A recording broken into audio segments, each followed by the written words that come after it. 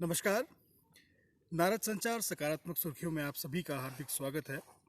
हिंदी पंचांग के अनुसार आज मार्गशीर्ष मास की कृष्ण पक्ष की द्वितीया तिथि है और दिन बुधवार है। विक्रम संवत 2077 है। ग्रेगर कैलेंडर के अनुसार अंग्रेजी तारीख 2 दिसंबर है, जो कि वर्ष का 336वां दिन होता है और साल में अभी 29 दिन बाकी हैं।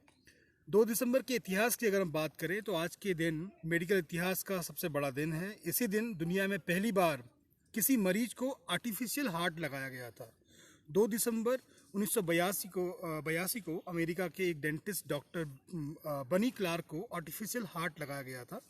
और भारतीय राजनीतिक और वर्तमान भारतीय जनता पार्टी के राष्ट्रीय अध्यक्ष एवं भारत के वरिष्ठ संसद राज्यसभा के सांसद जगत प्रकाश नड्डा का आज ही के दिन 2 दिसंबर 1960 के दिन बिहार में जन्म हुआ था। आज उनका जन्मदिन है। और आज ही के दिन 1911 में जॉर्ज पंचम और क्वीन मैरी भारत आने वाले ब्रिटेन के पहले राजा रानी बने। उनके मुंबई आने की याद में गेटवे ऑफ इंडिया का आज ही के दिन निर्माण किया गया था।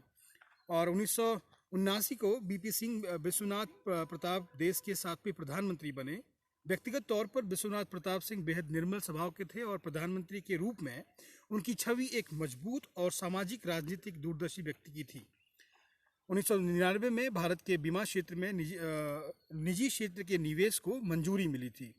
और रुख करते हैं आज के समाचारों की सकारात्मक सुर्खियों की ओर।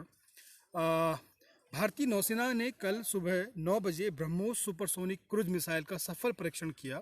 मिसाइल के अत्यधिक जटिल युद्ध अभ्यास करते हुए सफलतापूर्वक अपने लक्ष्य पर वार किया। रक्षा मंत्रालय के वक्तव्य में कहा गया है कि ब्रह्मोस ऐसी सुपरसोनिक क्रूज मिसाइल है जिसे संयुक्त रूप से रक्षा अनुसंधान और विकास संगठन DRDO तथा रूस ने विकसित किया है। मिसाइल को भारतीय सेना के तीनों अंगों में तैनात किया जाएगा। नरेंद्र मोदी की नई कृषि क्षेत्र में बदलाव और किसानों की आय बढ़ाने के लिए कई कदम उठाए हैं। सरकार इस दिशा में नए कृषि कानून भी लाई है।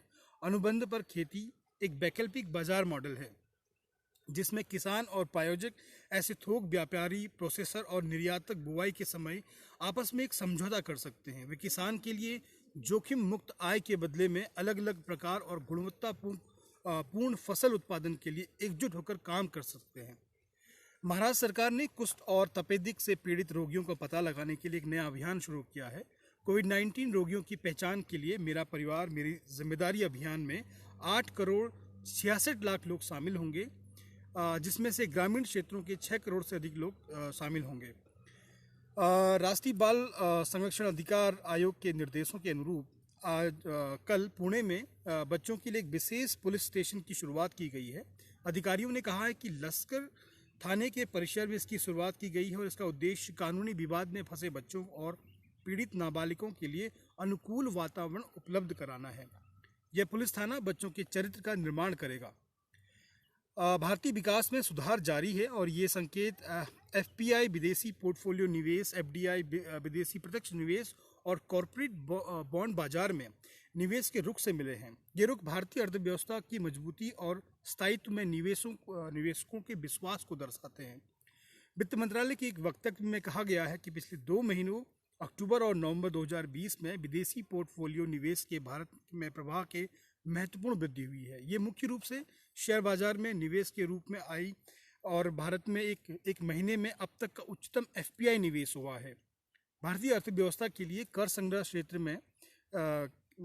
क्षेत्र से बड़ी राहत की खबर सामने आ रही है कि इस वर्ष लगातार दूसरे महीने माल और सेवा कर यानी GST संग्रह 1 लाख करोड़ के पार रहा। कोरोना संकट के बीच अर्थव्यवस्था में सुधार होता नजर आ रहा है, जो केंद्र सरकार के लिए भी एक राहत की खबर है। वित्त मंत्रालय ने जारी आंकड़ों के मुताबिक GST कलेक्शन में 1.4% की वार्षिक वृद्धि हुई है, जो कि एक सकारात्मक खबर है। पश्चिम बंगाल में मुख्यमंत्री ममता बनर्जी ने सुभाष चंद्र बोस की 150वीं जयंती के उपलक्ष्य में कोलकाता में नवनिर्मित मजेर हाट पुल का कल मंगलवार को जय हिंद रखे जाने की घोषणा करी है।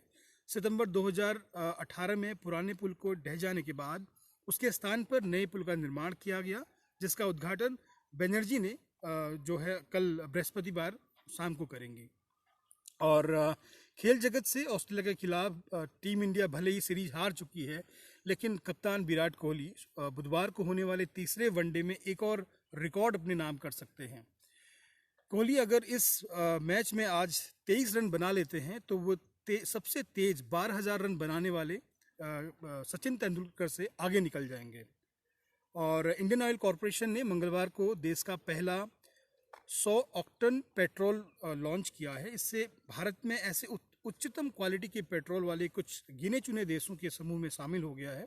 जो ईंधन को लॉन्च करते हुए पेट्रोलियम मंत्री धर्मेंद्र प्रधान ने कहा कि XP 100 प्रीमियम पेट्रोल शुरू में 10 शहरों में IOC के आउटलेट पर ही मिला करेगा।